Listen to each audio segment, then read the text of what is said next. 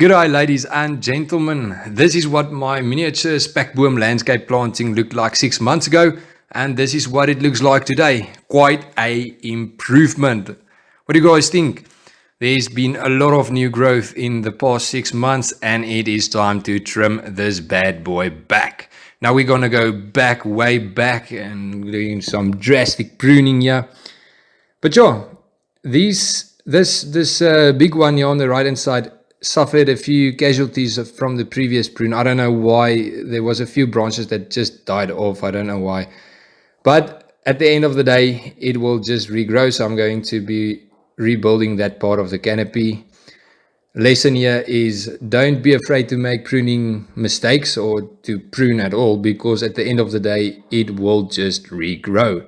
So no point in stressing there. That is the beauty of Spekboom.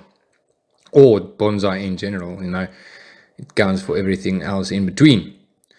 On another note, guys, I don't know if you know, maybe you do, I have been blasting it everywhere, that I have released an ebook. Now you might think, oh great, another guy with another ebook. That's just terrific. Well, guys, I don't want to brag or something, but I've sold a total of 9 copies thus far.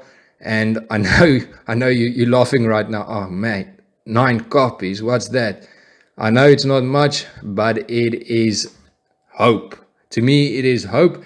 And to the Spekboom thicket, it is hope, because I'm using all of the profits from this book to restore the degraded Spekboom thicket. Now, I know you might also think, but you're not going to be restoring the Spekboom thicket with 9 copies sold, and I can reply back to you that I do know that as well. I'm planning to go to the moon with this book, 100,000, 1 million copies sold or something like that. That would be perfect. And in the same breath, if you're an entrepreneur or an entrepreneur, it would mean the world to me if you can give me some advice. Guys, I'm just an 8-to-5 worker that's trying to build a business for nature, where all of the profits can go towards the restoring the degraded Spekboom thicket.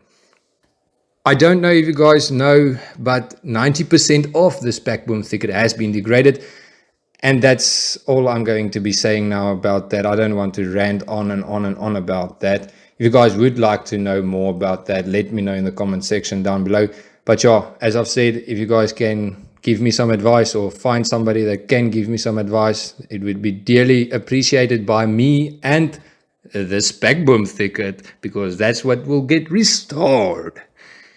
Anyways, enough of that. This is what it looks like after all the pruning. These trees here in the front is supposed to be the Pyreneef style, or the typical savanna thorn tree styles, and the one there at the back or the right hand side, now the front, now the left, that one is supposed to be the baobab. That's correct.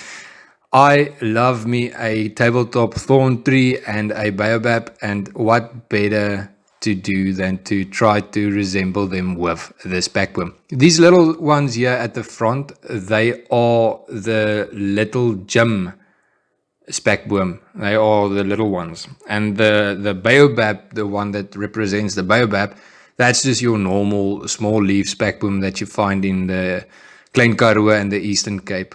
That's occurring there in the wild. Here is a spin around of this thing. Man, just look at that bark on that baobab one. Well, the representation of the baobab. I'm going to refer to it as a baobab, because that's what it's supposed to look like. Anyways, just a close up. What do you guys think about these rocks? I just love the texture on them. They do look great to me. And as you can see, I'm just pulling these branches down to simulate the heaviness of the branch to droop down, because otherwise it's just a bunch of straight stiff branches going up, which is not nice.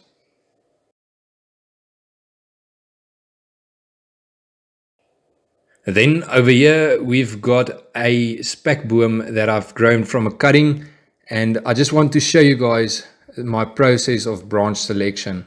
I let it grow wild, get a lot of branches, clear the bottom leaves down there to just have a look to see where all the branches are and what I have to work with.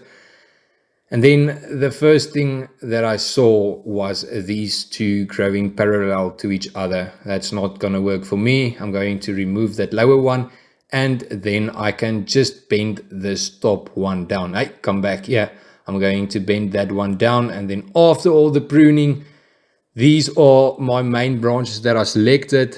While they do not look like much right now, they are going to be the foundation, and we're going to ramify from here. Doesn't look like much, but to the moon we'll go. To the moon we'll go. Anyways, I hope you guys enjoyed this one. Cheers.